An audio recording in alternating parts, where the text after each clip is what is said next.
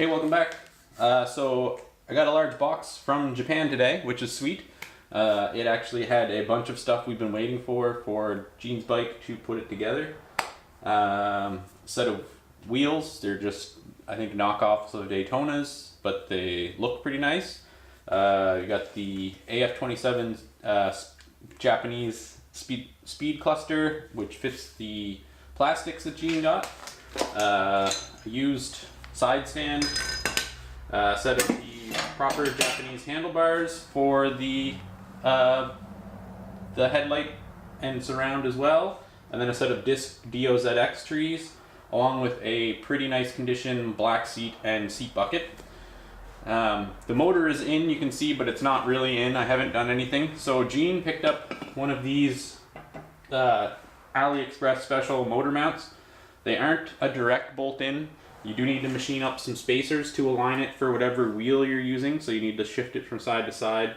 And then also you have this link that needs a bracket welded to the frame that it attaches to, and that just keeps you from having like a double link there. You don't really want that. And I think for most you'd probably have to clearance off the center stand bits too. It just depends on a few different things on your setup. But I think what I'm going to start with right now is mounting some tires up to these wheels, getting some air in them, and trying to make this thing into a roller, just so that we can check the suspension heights and get everything set up that way.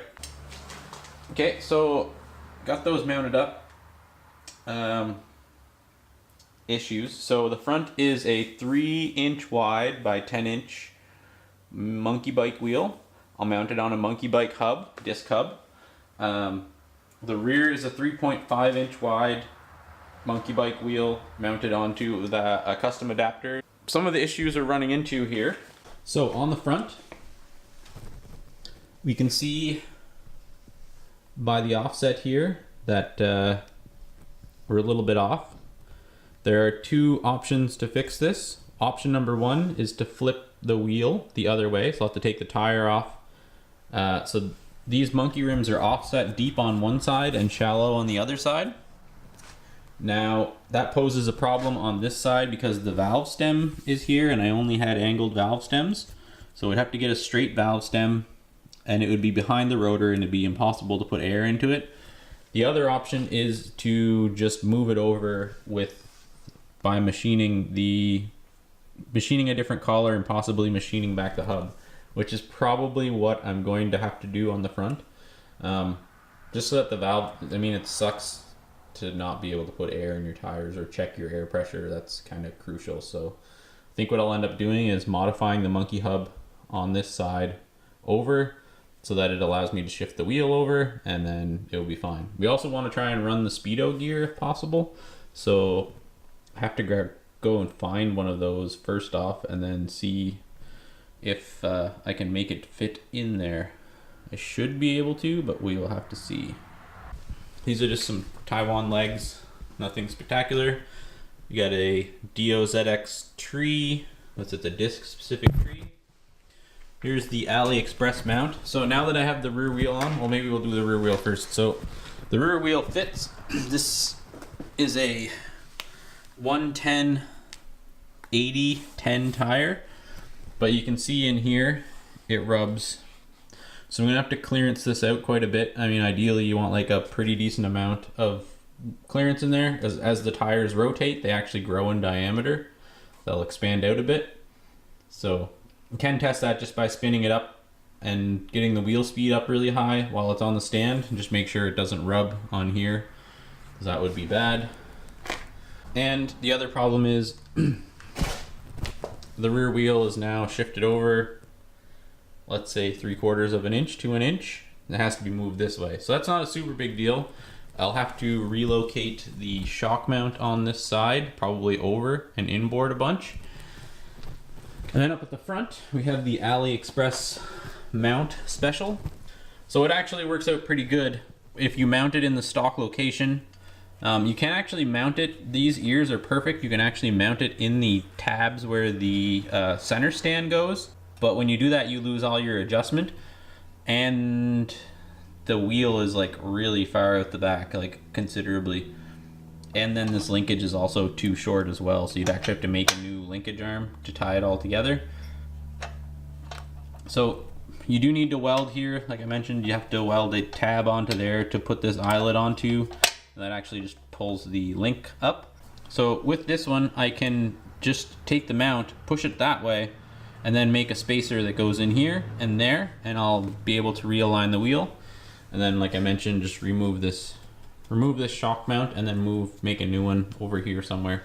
So I think what I'm gonna do is start with the motor alignment stuff. I also need to make an exhaust mount. I won't be able to get the nut back in there or anything anymore.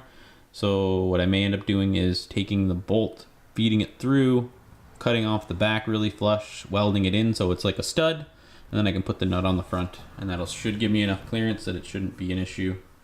So I got the wheel pretty much centered on the mold line of the tire here. It seems to be in about the middle of these two bolts. So what I'm going to do is just measure the spacing on either side, and then I'll need to machine up some collars that'll fit to align that in the proper space. So what it looks like for the shock, what I can do is just make a tab that comes down, maybe from here, that just sandwiches in between it, and move it over, make a piece of pipe in there so that it can't crush through, and I can put a nut on both sides of that, and then that should hold the shock just fine. So with my hub, I turned this down 2 millimeters. I still have a bit more room that I could go, and I ended up having to shave out the inside of the cases in here a bunch to get the rear wheel to clear. This is a 3.5 inch wide wheel, and it does clear now, but you do have to do some pretty extravagant things to get the tire to clear. It's a pretty low profile tire.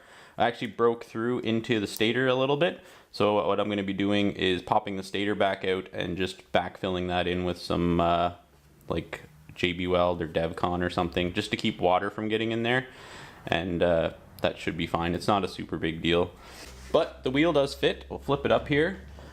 Now if you wanted to go bigger than a 3.5, you could take a little bit more off the back of this, probably like 3 to 4 millimeters, before you might run into issues with the brake shoes rubbing on the drum. I have seen some, and I mean, you can still cut all of that exhaust bracketry off and get a lot more clearance. I have seen that done on some Japanese Dios. They'll basically just cut this off entirely, and they can put a really wide wheel on. Then you have to try and figure out some type of mount, but it is possible to do that.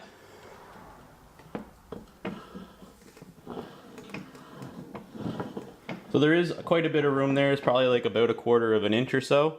The tires do grow when they're accelerating, so you have to keep that in mind. You do need to keep an extra bit of clearance in here because centrifugal force makes the tire expand out as it goes faster. But that should work and clear, and everything seems okay. I still have the brackets for the exhaust, and it's still pretty meaty through there, so it probably won't break. If it does, I'll figure something out. We'll weld up some bracketry or something and cap it off. But pretty happy with that.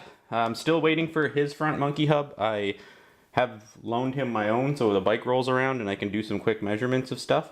But whenever that gets here, we'll make up some spacers and maybe machine that to get it all aligned, and then be ready to start putting this thing together. But that's it for this evening. Until next time, take care.